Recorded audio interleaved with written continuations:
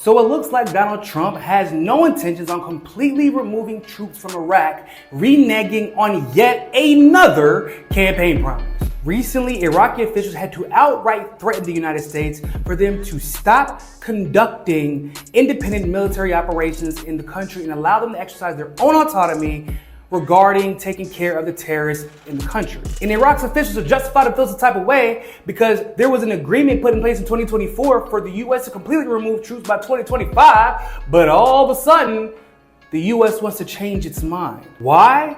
Because a military coalition called PMF that receives some of its funding from Iran is helping Iraq to combat terrorism in the region. And the US takes issue with this. So the US is now demanding that Iraq completely disarms the PMF, an arm of the Iraqi security forces meant to deal with the terrorism in the region, terrorism, by the way, that the US caused, before they're even willing to entertain the idea of a complete troop withdrawal from Iraq. Despite the fact that this coalition has been in place since at least 2016, and Trump has actually been promising complete troop withdrawal from Iraq since at least 2020. Oh, but it gets worse, because not only have they decided that they're not going to withdraw troops, but all of a sudden they've decided they want to conduct more military operations in Iraq in the coming days, and no one actually knows what that means.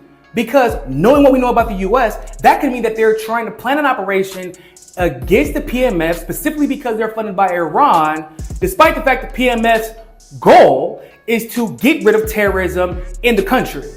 But we know the last guy that was successful in removing terrorism from Iraq was Soleimani, and the US, with Trump in charge, assassinated him, claiming that he was the one leading in funding terrorist organizations when everyone knew that the United States was mainly responsible for financing the terrorist organizations running rampant throughout Iraq and the entire region. So you mean to tell me the guy who refers to himself as the peace president, who then created a Department of War, which by the way is a name that is more fitting if we're being honest, is about to start another military operation in Iraq, which would be another military operation on top of the military operations they're clearly conducting in Venezuela against literal fishing boats, and another impending military operation that they're talking about conducting in Nigeria.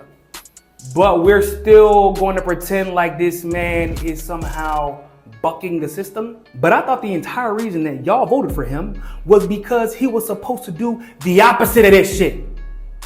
So which is it? Is he the anti-war peace president? Or are y'all finally going to admit this man is no different than Biden? He's no different than Kamala. He's no different than Dick Cheney. He is just as much of a puppet of the military-industrial complex as the rest of them. Full stop. And is willing to do whatever it takes to continue to protect the terrorists that the United States is funding as long as it continues to benefit the military-industrial complex.